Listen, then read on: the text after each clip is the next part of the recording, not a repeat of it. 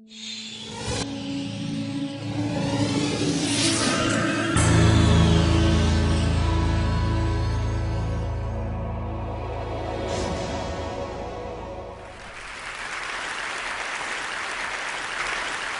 since I was a little girl, seeing Star Wars for the first time, I've been fascinated by this idea of personal robots. And as a little girl, I loved the idea of a robot that interacted with us much more like a helpful, trusted sidekick, something that would delight us, enrich our lives, and help us save a galaxy or two. So I knew robots like that didn't really exist, but I knew I wanted to build them. So 20 years pass. I am now a graduate student at MIT studying artificial intelligence. The year is 1997, and NASA has just landed the first robot on Mars. But robots are still not in our home, ironically. And I remember thinking about all the reasons why that was the case. But one really struck me. Robotics had really been about interacting with things, not with people. Certainly not in a social way that would be natural for us and would really help have people accept robots into our daily lives. For me, that was the white space. That's what robots could not do yet. And so that year, I started to build this robot Kismet, the world's first social robot. So 3 years later, a lot of programming, working with other graduate students in the lab, Kismet was ready to start interacting with people. Dude, I want to show you something. This is a watch that my girlfriend gave me. Oh, hell. Yeah, look, it's got a little blue light in it too. Like, I almost lost it this week. So Kismet interacted with people a lot like kind of a nonverbal child or preverbal child, which I assume was fitting because it was really the first of its kind. It didn't speak language, but it didn't matter. This little robot was somehow able to tap into something deeply social within us. And with that, the promise of an entirely new way we could interact with robots. So over the past several years, I've been continuing to explore this interpersonal dimension of robots, now at the Media Lab with my own team of incredibly talented students. And one of my favorite robots is Leonardo. We developed Leonardo in collaboration with Stan Winston Studio. And so I want to show you a special moment for me of Leo. This is Matt Berlin interacting with Leo, introducing Leo to a new object. And because it's new, Leo doesn't really know what to make of it. But sort of like us, he can actually learn about it from watching Matt's reaction. Hello, Leo. Leo, this is Cookie Monster. Can you find Cookie Monster?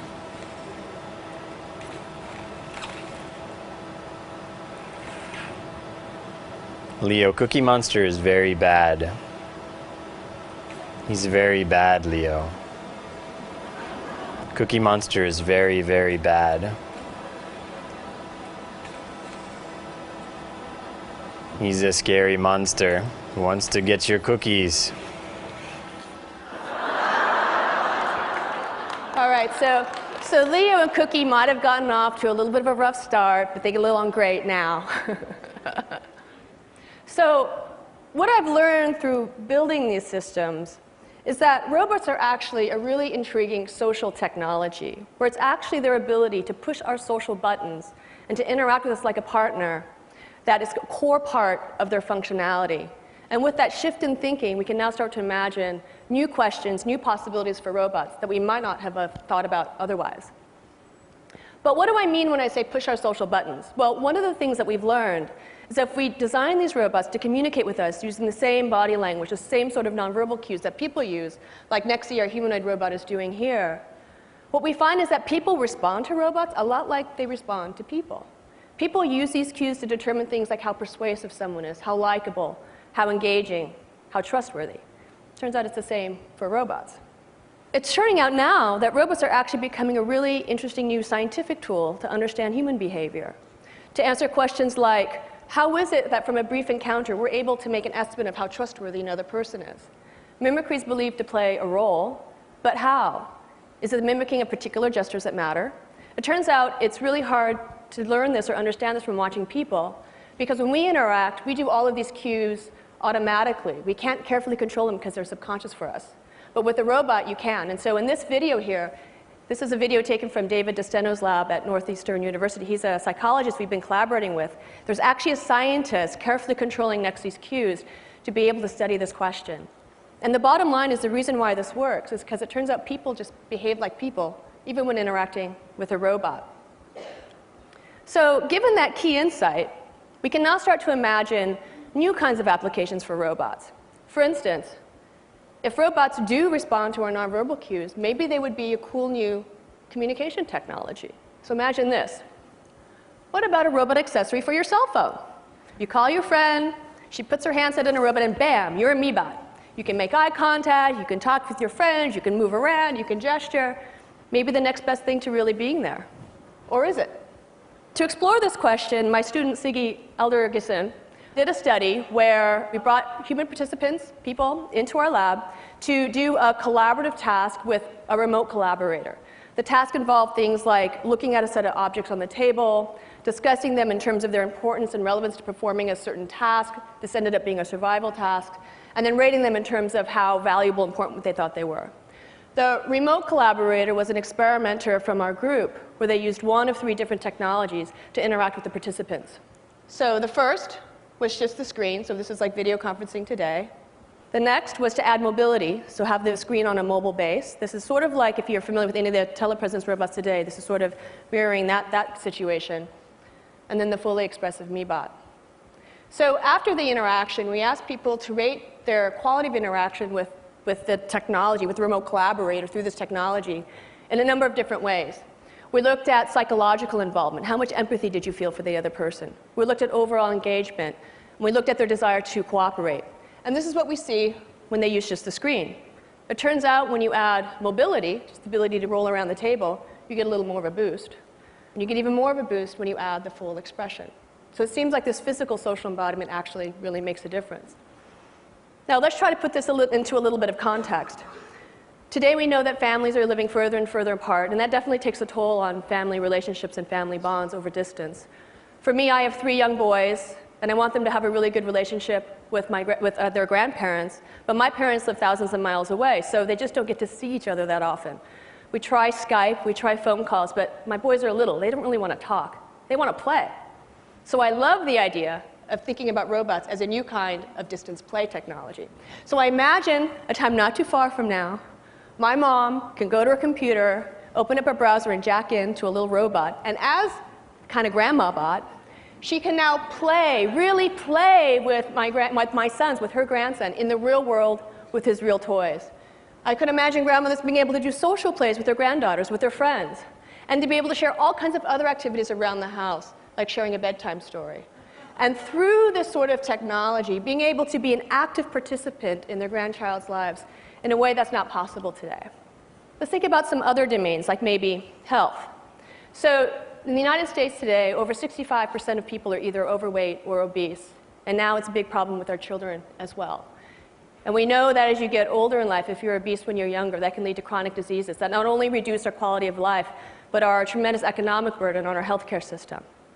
But if robots can be engaging, if we like to cooperate with robots, if robots are persuasive, maybe a robot can help you maintain a diet and exercise program. Maybe they can help you manage your weight.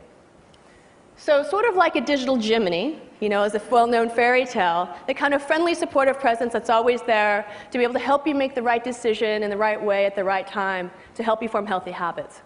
So we actually explored this idea in our lab. This is a robot, Autumn. Corey Kidd developed this robot for his doctoral work, and it was designed to be a robot diet and exercise coach. It had a couple of simple nonverbal skills it could do. It could make eye contact with you. It could share information looking down at a screen. You'd use the screen interface to enter information like how many calories you ate that day, how much exercise you got, and then it could help track that for you. And the robot spoke with a synthetic voice to engage you in a coaching dialogue, modeled after trainers and patients and so forth. And it would build a working alliance with you through that dialogue. It could help you set goals and track your progress, and it would help motivate you. So an interesting question is, does the social embodiment really matter? Does it matter that it's a robot? Is it really just the quality of advice and information that matters? So to explore that question, we did a study in the Boston area where we put 1 of 3 interventions in people's homes for a period of several weeks. One case was the robot, you saw there, Autumn. Another was a computer that ran the same touchscreen interface, ran exactly the same dialogues. Quality of advice was identical. And the third was just a pen and paper log, because that's the standard intervention you typically get when you start a diet and exercise program. So one of the things we really wanted to look at was not how much weight people lost, but really how long they interacted with the robot, because the challenge is not losing weight, it's actually keeping it off. And the longer you could interact with one of these interventions, well, that's indicative potentially of longer-term success. So the first thing I want to look at is how long did people interact with these systems? It turns out that people interacted with the robot significantly more, even though the quality of advice was identical to the computer. When we asked people to rate it on terms of the quality of the working alliance, people rated the robot higher, and they trusted the robot more. And when you look at emotional engagement, it was completely different. People would name the robots. They would dress the robots. And even when we would come up to pick up the robots at the end of the study, they would come out to the car and say goodbye to the robots. They didn't do this with the computer. The last thing I want to talk about today is the future of children's media. We know that kids spend a lot of time behind screens today, whether it's television or computer games or whatnot. My sons they love the screen. They love the screen. But I want them to play. As a mom, I want them to play, like real-world play. And so I have a new project in my group I wanted to present to you today called Playtime Computing that's really trying to think about how can we take what's so engaging about digital media and literally bring it off the screen into the real world of the child, where it can take on the properties, many more of the properties of real-world play. So here's the kind of first exploration of this idea, where characters can be physical or virtual, and where the digital content can literally come off the screen into the world and back. I like to think of this as sort of the Atari Pong of this blended reality play. But we can push this idea further. What if the character itself could come into your world? It turns out that kids love it when the character becomes real and enters into their world. And when it's in their world, they can relate to it and play with it in a way that's fundamentally different from how they play with it on the screen. Another important idea is this notion of persistence of character across realities. So changes that the children make in the real world need to translate to the virtual world. So here, Nathan has changed the letter A to the number 2. You can imagine maybe these symbols give the character special powers when it goes into the virtual world. So they are now sending the character back into that world, and now it's got number power. And then finally, what I've been trying to do here is create a really immersive experience for kids where they really feel like they are part of that story, part of that experience. And I really want to spark their imaginations the way that mine was sparked as a little girl watching Star Wars. But I want to do more than that. I actually want them to create those experiences. I want them to be able to literally build their imaginations into these experiences and make them their own. So we've been exploring with a lot of ideas and telepresence and mixed reality to literally allow kids to project their ideas into this space where other kids can interact with them and build upon them. I really want to come up with new ways of children's media that foster creativity and learning and innovation. I think that's very, very important. So this is a new project. We've invited a lot of kids into this space, and they think it's pretty cool. But I can tell you the thing that they love the most is the robot. What they care about is the robot.